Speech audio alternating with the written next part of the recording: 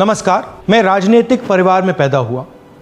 जब मैं छोटा सा था 1980 में प्रियंका और मैं घर में लेई बनाते थे, रात को निकलकर पोस्टर चिपकाते थे। चुनाव समझता हूं, 20 साल से मैं स्वयं चुनाव लड़ रहा हूं। पोलिंग कैसे होती है, पोलिंग बूथ कैसे मैनेज किया जाता है, वोटर लिस्ट, फॉर्म 17, ये सब मैं गहराई से समझता हूं। कुछ समय पहले हमें दाल में काला लगा। चुनाव के नतीजे आते थे, मूड एक तरीके का होता था, रिजल्ट दूसरे तरीके का। मुझे याद है उत्तराखंड में हम चुनाव हारे। बाद में मैंने कैंडिडेट से पूछा कि जहां रोड शो हुआ था वहां जाके देखिए हमें कितने वोट मिले। हजारों लोग आए थे, पोलिंग बूथ में किसी ने वोट नहीं किया। यह असंभव था, यह हो ही नहीं सकता। उसके बाद छत्तीसगढ़ और मध्य प्रदेश के रिजल्ट, हमें लगा कुछ ना कुछ गलत हो रहा है। 2018 में मध्य प्रदेश में चुनाव होता है, हम जीतते हैं, हमारी सरकार चोरी हुई थी। 2023 में चुनाव होता है, मैंने अपने आंखों से भारत जोड़ो यात्रा में देखा, भयंकर एंटी इनकम्बेंसी, और हमें 65 सीट मिलते हैं। इम्पॉसिबल, हो ही नहीं सकता। और फिर महाराष्ट्र में पहली बार हमें सबूत मिला। विधानसभा और लोकसभा के बीच में जादू से नए वोटर आते हैं, और जहां भी इन नए वोटर्स ने वोट किया वहां वोट बीजेपी को गया। महाराष्ट्र चुनाव के बाद जब हमें डाउट हुआ, हमारे गठबंधन के सारे नेताओं ने प्रेस कॉन्फ्रेंस किए और हमने इलेक्शन कमीशन से कहा कि आप हमें वोटर लिस्ट दीजिए, वीडियो रिकॉर्डिंग दीजिए। इलेक्शन कमीशन ने मना किया। ना उन्होंने हमें वोटर लिस्ट दी और ना उन्होंने वीडियो रिकॉर्डिंग दी। डाउट हुआ, क्यों नहीं दे रहे, क्या कारण है? तो हमारे दिमाग में सवाल उठा, क्या इलेक्शन कमीशन बीजेपी की मदद कर रहा है? क्या इलेक्शन कमीशन ही इलेक्शन को चोरी करवा रहा है? इसके बाद हमने एक टीम सेटअप की और हमने उन्हें कहा कि आप जाइए, एक कंस्टिट्यूएंसी में जाके ढूंढिए, सच्चाई ढूंढिए, किस प्रकार से चीटिंग की जा रही है, किस प्रकार से यह काम किया जा रहा है और कौन कौन इस काम को कर रहे हैं। सबसे महत्वपूर्ण बात यह है कि इलेक्शन कमीशन डिजिटल डेटा नहीं देता है, फिजिकल डेटा देता है। मतलब लाखों कागज में वोटर लिस्ट दे देगा, मगर डिजिटल वोटर लिस्ट किसी को कभी नहीं देता है। क्यों नहीं देता? कारण क्या है?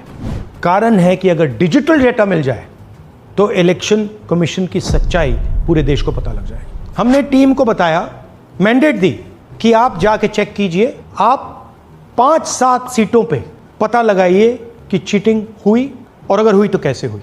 टीम ने हमें एक दिन बताया कि 5-7 सीटों पे काम किया ही नहीं जा सकता। क्यों? मैंने उनसे पूछा क्यों नहीं किया जा सकता। उन्होंने मुझे ये कागज दिखाए। ये जो कागज हैं, ये एक लोकसभा के कागज नहीं है, ये एक विधानसभा के कागज है, और इन कागजों को हमने मैन्युअली सॉर्ट करना पड़ा। और पूरा का पूरा काम जो हुआ है, इसमें 6 महीने लगे हैं, और एक असेंबली सीट में हम ये काम कर पाए हैं। क्यों? क्योंकि डिजिटल डेटा नहीं दिया जाता। अगर इलेक्शन कमीशन ने हमें डिजिटल डेटा दिया होता तो हम ये कार्रवाई पूरे देश में, हर लोकसभा में, हर विधानसभा में 15 मिनट में करके दिखा देते। हमारे पास अनलिमिटेड रिसोर्सेज नहीं है, इसलिए हमने ये रिसर्च सिर्फ एक लोकसभा में, एक विधानसभा सीट में की। मगर मुझ में अब पूरा भरोसा है कि ऐसी 100 से ज्यादा सीटें हैं हिंदुस्तान में। जो यहां हुआ है उन सीटों में भी हुआ है। और याद रखिए, अगर बीजेपी को 10-15 सीटें कम आती तो आज नरेंद्र मोदी प्रधानमंत्री नहीं होते, इंडिया गठबंधन की सरकार होती। जांच ने 5 तरीके की चोरी पकड़ी है। डुप्लीकेट वोटर, जिसका मतलब एक वोटर के नाम वोटर लिस्ट में अनेक जगह आ रहे हैं। फेक एड्रेस, मतलब एड्रेस है ही नहीं, या फिर house number 0। Bulk voter in single address, मतलब एक छोटे से घर में 40, 50, 60 लोग रह रहे हैं। इनवैलिड फोटोज, छोटी सी फोटो है या फिर फोटो ही नहीं है, और वो जो छोटी फोटो है वो दिखती भी नहीं है। कौन है, किसका चेहरा है, नहीं पता लग सकता। Misuse of form 6। Form 6 first time voters के लिए होती है, मतलब जिनकी एज 18-20 साल की हो, मगर वोटर लिस्ट में 90 साल के लोग फॉर्म 6 का प्रयोग कर रहे हैं। चुनाव में 6,50,000 वोटर थे, उसमें से 1 लाख चोरी के थे। अब मैं आपको 5 उदाहरण देता हूं। ये देखिए, गुरकीरत सिंह डांग, इसका नाम 4 अलग अलग बूथों पे आता है। ये कैसे हुआ और क्यों हुआ? एक और उदाहरण, विशाल सिंह, वाराणसी में वोटर लिस्ट में नाम है और बेंगलोर में 2 बार वोटर लिस्ट में नाम आता है। क्या ये वाराणसी में वोट कर रहे हैं या बेंगलोर में वोट कर रहे हैं या दोनों जगह वोट कर रहे हैं? एक और उदाहरण देखिए, हाउस नंबर 0। तो आपने कभी सुना है हाउस नंबर 0? हमने तो नहीं सुना था, मगर बेंगलोर में हजारों हाउस नंबर 0 हैं वोटर लिस्ट पे। हाउस नंबर 35 की कहानी सुनिए। छोटा सा घर है, ज्यादा से ज्यादा 4 लोग रह सकते हैं, मगर इस 35 में 80 लोग वोटर लिस्ट में रजिस्टर्ड है। ये ERO ने कैसे अप्रूव किया, क्यों अप्रूव किया, पता लगाना है। अच्छा, अब ये देखिए वोटर लिस्ट, इनकी फोटो देखिए, या फोटो है ही नहीं या फिर छोटी छोटी फोटो है तो दिख नहीं सकती। इन वोटर आईडीज पे वोट दिया गया है। अब मैं आपको बताता हूं शकुन रानी की कहानी। फर्स्ट टाइम वोटर बनी है, 70 साल की आयु है। एक बार फॉर्म 6 का प्रयोग किया और उसके कुछ ही महीने बाद दूसरी बार फॉर्म 6 का प्रयोग होता है। 2 बार इनका नाम वोटर लिस्ट में आता है और फर्स्ट टाइम वोटर की लिस्ट में आता है। ये फर्स्ट टाइम वोटर हो ही नहीं सकती। तो क्या शकुन रानी जी ने वोट किया या किसी और ने शकुन रानी जी के लिए वोट किया? ये ही छुपाने के लिए CCTV का डेटा हमें नहीं दिया जा रहा है।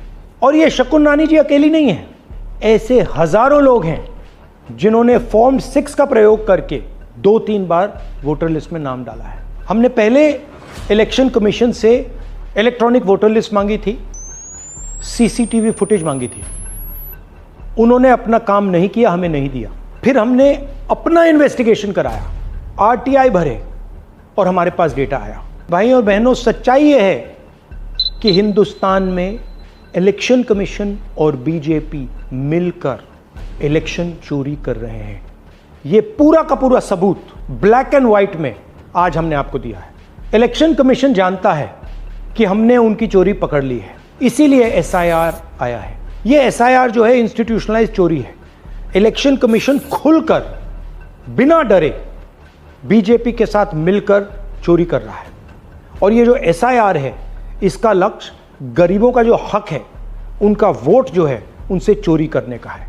मैं आपको एक और बात बताना चाहता हूं। इस पूरी इन्वेस्टिगेशन में हमने वोटर एडिशन को देखा है, मगर जितना एडिशन होता है शायद उससे ज्यादा डिलीशन होता है, सबट्रैक्शन होता है। तो ये सिर्फ एक मेन तरीका हमने पकड़ा है, दूसरे तरीके पे हमने इन्वेस्टिगेशन की ही नहीं है अभी। मैं इलेक्शन कमीशन और इलेक्शन के ऑफिसर्स को साफ कह रहा हूं, आप जो कर रहे हो गलत कर रहे हो। ये ट्रीजन है, देश के खिलाफ है। ये मत भूलिए, टाइम आएगा हम आपको पकड़ेंगे, बचने वाले नहीं हो। It is critical that we expose voter चोरी।